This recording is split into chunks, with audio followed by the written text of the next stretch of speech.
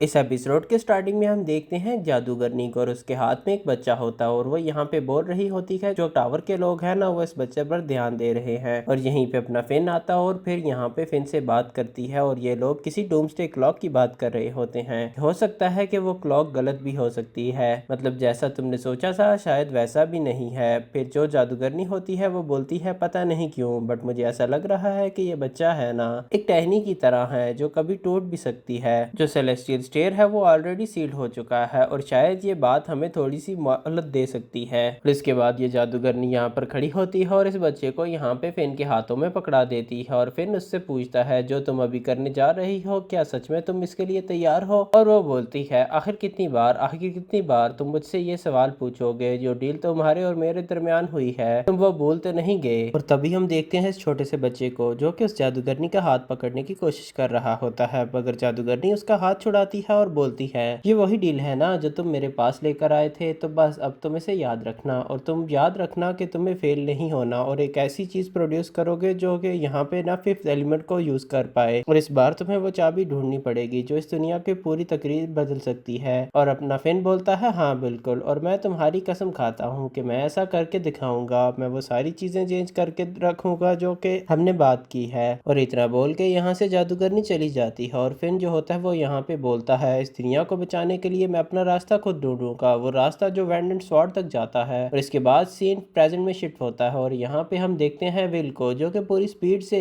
सभी मॉन्स्टर्स को मारे जा रहा होता है। और यहाँ पे हम देखते हैं फिन को जो कि विल की बात कर रहा होता है। वो बोल रहा होता है कि अभी हमें बहुत सारे ट्विस्ट एंड टर्न्स देखने को मिलेंगे मेरे रास्ते में इतने दूर तक आने के लिए, और अभी जो चल रहा है ये अभी शुरू हुआ है। ये बस एक गीत की तरह है जो शायद मैं होप करूंगा कि इसे सारे रास्ते सुनता रहूं, या फिर हम इसे एक ट्रेजेडी भी बोल सकते हैं या फिर एक अजीब तरीके की कॉमेडी। और ये बंदा यहाँ पे विल को देखने जा रहा होता है और बोलता है चलो अभी अब मुझे दिखाओ तुम क्या आखिर क्या कर सकते हो। सीन शिफ्ट होता है और हम देखते हैं विल को जो कि पूरी स्पीड से सभी मॉन्स्टर्स को मारे जा रहा होता है। वो जिस जगह से जाता है वो उस जगह पे वो पूरी स्पीड से हर जगह को कवर कर रहा होता है और लगभग सभी मॉन्स्टर्स को मार रहा होता है। और यहाँ पे लोग काफी ज्यादा शॉक होते हैं विल की स्पीड को देख के। पहले तो लोगों को समझ नहीं आ रहा होता कि यहाँ पे चल क्या रहा है और ये वाइट सी चीज है क्या जो इतनी स्पीड से सभी मॉन्स्टर्स को मार रही है। और इधर हम देखते हैं सियोन को जो उसके उसी डिवाइडर के साथ फाइट कर रहा होता है। वो अपने स्पेल बोल कर रहा होता है और उस पर अटैक कर रहा होता है और डिवाइडर भी उस पर अटैक कर रहा होता है। कॉलट बोलती है भागने को, सियोन बोलता है तुम चुप रहो तुम्हें कुछ नहीं पता, अगर मेरी जगह वो विल भी यहाँ पर होता तो वो नहीं भागता, वो यहाँ पे खड़े होकर इस मॉन्स्टर से फाइट करता, भले ही वो कितना भी कमजोर है वो यहाँ से भागने का सोचता भी नहीं, तो आखिरकार मैं भला यहाँ से कैसे भाग सकता हूँ। और ये बोल के ये उस पे अपना स्पेल कंटिन्यू करता है। और तभी हम देखते हैं विल को जो कि सियोन के पास ही आ रहा होता है और बोलता है सियोन तुम पूरे तरीके से गलत हो, सच तो ये है कि मैं तुम्हारी तरह बनना चाहता था, मैं हमेशा से चाहता था कि मैं तुम्हारी तरह बनूं, तुम्हारी तरह स्पेल्स यूज करूं और सबकी नजरों में अच्छा दिखूं, बट शायद ऐसा कभी नहीं हुआ, लेकिन इसका मतलब ये नहीं कि हमेशा ऐसा ही रहेगा, अब मेरे पास मौका है तो मैं इसे चेंज करके रहूंगा।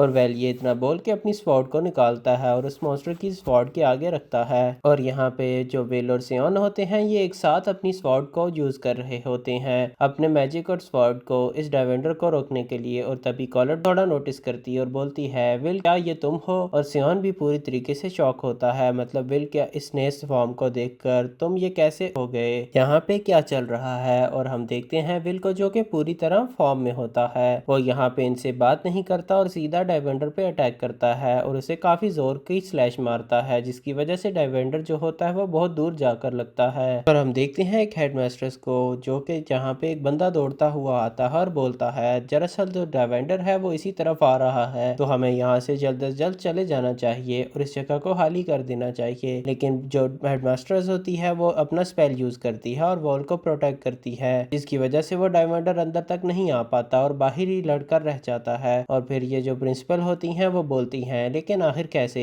ये यहाँ तक कैसे आ गया, आखिर ये डायमंडर इतनी जोर से उड़ता हुआ यहाँ तक आया तो आया कैसे। और अभी ये सोच ही रही होती है तो तभी सामने से वेल आ रहा होता है और वो भी पूरे फॉर्म में। आई मीन इस बंदे की और फार्मिंग जो इस एपिसोड में की गई है वो शायद मैं तुम्हें बता भी ना सकूं, बट वेल जो भी है ये बंदा यहाँ पे पूरे कोल्ड तरीके से वॉक करता हुआ आता है और डायवेंडर के पास जा रहा होता है, बहुत ही काम तरीके से बोलता है तो चलो फिर देखते हैं आखिर इस बार कौन जीत दिखता है और वेल ये इतना बोल के इस पे अटैक कर देता है और यहाँ पे काफी बड़ा अटैक होता है जिसकी वजह से गूंज चारों तरफ फैल जाती है। यहाँ पे जितने भी मैजेस होते हैं वो सब इसी की बात कर रहे होते हैं कि आखिर यहाँ पे चल क्या रहा है, क्या सच में कोई डाइवेंडर से फाइट कर रहा है। और यहाँ पे विल के जो दोस्त होते हैं वो अंदाजा लगा चुके होते हैं कि ये और कोई नहीं अपना विल है। और यहाँ पे जो विग्नल होता है वो दौड़ने लगता है उस धमाके की तरफ और यहाँ पे जो कॉलेट होती है वो भी दौड़ती है उस तरफ। और जूलियस बोलता है, अरे यार ये लोग तुम क्या कर रहे हो, मतलब मुझे यहाँ पे अकेला छोड़ के तुम कहाँ जा रहे हो, मेरी भी पावर पूरी तरीके से खत्म हो चुकी है, हद है यार, इन बंदों ने इसे लिटरली ढोल बना के रखा है। वेल ये भी यहाँ से भागता है क्योंकि उसे पता है कि उसके पास मैजिकल पावर नहीं रही और अगर यहाँ पर ये रहता है तो कोई ना कोई इसे मार देगा। सीन शिफ्ट होता है और हम देखते हैं लोग फाइनली यहाँ पे पहुंच चुके होते हैं जहाँ पे फाइट चल रही होती है उसके आसपास। और ये सब ये देखकर शॉक हो जाते हैं कि जो विल होता है वो अकेले फाइट कर रहा है। और यहाँ पे हम देखते हैं कुछ इसके क्लासमेट्स को और वो भी ये देख के शॉक होते हैं, मतलब जिस बंदे को हम लोग आज तक मजाक उड़ाते थे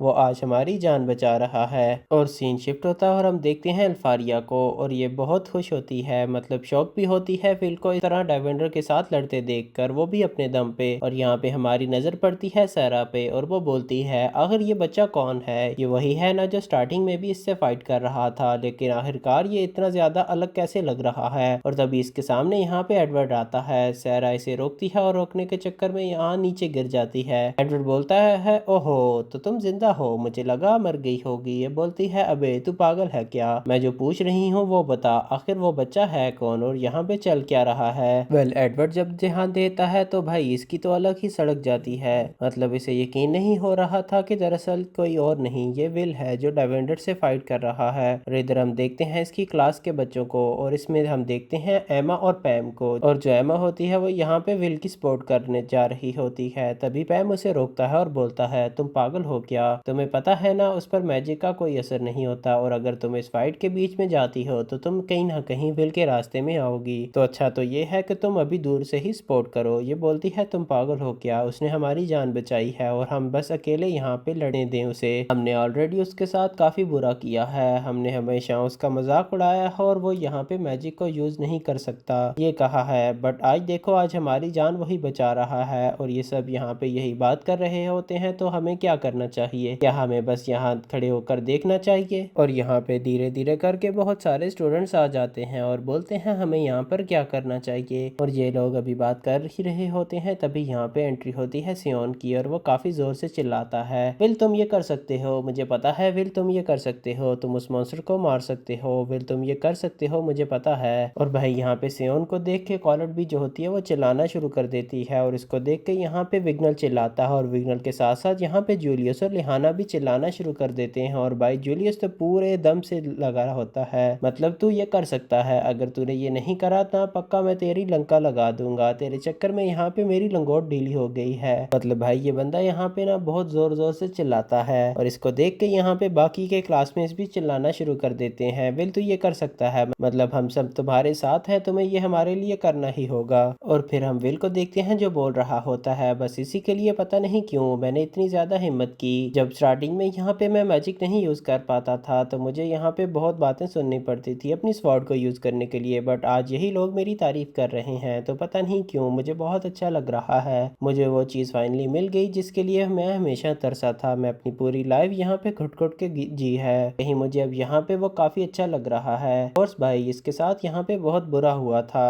और अब ये सब इस पर ही डिपेंडेंट है। और इधर हम देखते हैं अल्फारिया को जो कि यहाँ पे काफी खुश हो रही होती है विल को फाइट करते हुए देख के, और यहाँ पे जो जियो होता है वो भी काफी खुश होता है और बोलता है सच में कमाल का बंदा है, आखिर ये है कौन जो इतनी तगड़ी फाइट कर सकता है। और इसी बीच में हम देखते हैं विल को जो कि उस डायमंडर पर इतनी जोर से अटैक करता है कि उसकी तलवार दो टुकड़ों में टूट जाती है। और यहाँ पे हम देखते हैं अल्फारिया को जो कि और बाकी लोगों को, और वो चौक हो जाते हैं कि अब क्या होगा, मतलब विल की तलवार टूट चुकी है ऑफ कोर्स क्योंकि वो मॉन्स्टर काफी ज्यादा पावरफुल होता है। और फिर हम देखते हैं अल्फारिया को जो कि यहाँ पे आगे बढ़ती है और बाकी के मैजिस जो होते हैं वो उसे रोकते हैं और बोलते हैं तुम पागल हो गई हो क्या, तुम आखिर कहाँ जा रही हो, हमने कहा तो है तुम नीचे नहीं जा सकती। अल्फारिया बोलती है आखिर नीचे कौन जाना चाहता है, मैं तो बस यहाँ पे थोड़ा करीब जाना चाहती हूँ। और यहाँ पे थोड़ा करीब जाते ही वो पता है क्या करती है, वो अपने मैजिक से एक स्वॉर्ड बनाती है और नीचे की तरफ गिरा देती है। ये लोग बोलते हैं आखिर तुमने ये क्या किया। ये बोलती है पता नहीं मेरे हाथ से फिसल गया।